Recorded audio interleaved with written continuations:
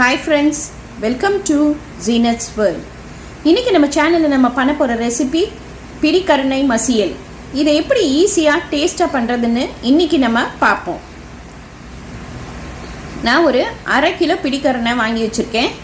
இப்போ நம்ம இந்த பிடி karunaiயை குக்கர்ல போட்டு ஒரு 2 கிளாஸ் தண்ணி ஊத்தி ஒரு 4-5 விசில் வச்சு வேக வச்சு எடுத்துறலாம். நான் அதை வேக வச்சிட்டு நல்லா தோலையும் உரிச்சு ரெடியா வச்சிருக்கேன். இதை நம்ம சின்ன சின்னதா இப்போ கட் பண்ண போறோம். இந்த மாதிரி கட் பண்ணி வச்சுக்கோங்க. இப்போ நம்ம சமைக்க ஆரம்பிக்கலாம். இங்க நான் அடுப்புல panல ஒரு 3 ஸ்பூன் நல்லெண்ணெய் ஊத்திக்கிறேன்.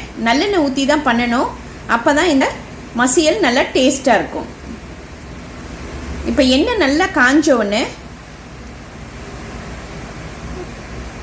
1 ஸ்பூன் கடுகு, 1 ஸ்பூன் உளுந்து. இப்போ இது நல்லா பொரிஞ்சு வந்த உடனே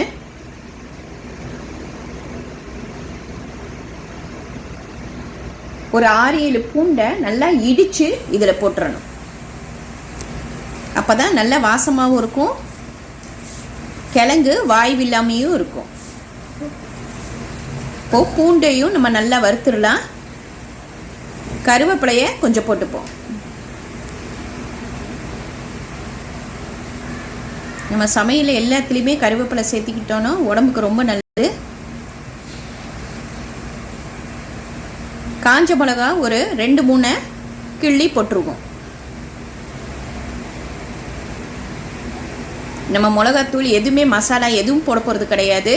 இந்த காஞ்ச மிளகா தான் காரம் கொடுக்கும். இப்போ நான் ஒரு 100 கிராம் சின்ன வெங்காயத்தை உரித்து அதை சின்ன சின்னதாக கட் பண்ணி வச்சுருக்கேன்.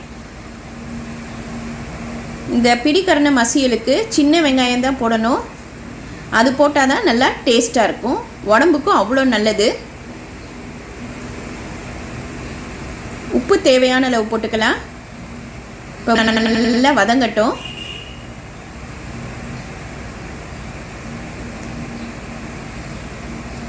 இப்போ வெங்காயம் நல்லா வதங்கிடுச்சு. அதில் நம்ம 2 தக்காளியை சின்ன சின்னதாக கட் பண்ணி இதில் போட்டுருவோம். தக்காளியும் வெங்காயமும் நல்லா வதங்கணும். ஏன்னா நம்ம வேறு எந்த மசாலாவும் போட போகிறது கிடையாது. இங்கே பாருங்கள் நல்லா வதங்கிடுச்சு. இப்போ நம்ம கட் பண்ணி வச்சுக்கிற அந்த பிடி karunai கிழங்க இதில் போட்டுடலாம். மசாலா அதில் படுற மாதிரி நல்லா நசுக்கி விடுங்க. அந்த கிழங்கு கிண்டையிலேயே நல்லா நசுக்கிடணும். ஒரு 5 நிமிஷம் மூடி வச்சு எடுத்துடலாம், வேக விட்டு. இங்கே பாருங்கள், நம்மளோட சூப்பரான பிடி karunai மசியல் ரெடி ஆயிடுச்சு. சப்பாத்திக்கெலாம் கூட ரொம்ப டேஸ்ட்டாக இருக்கும்.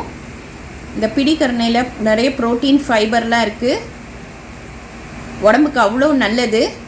இந்த வாரத்துக்கு ஒரு தடவையாச்சும் நம்ம இதை சமையலில் சேர்த்துக்கணும். இது ரொம்ப ஈஸியான ரெசிபி.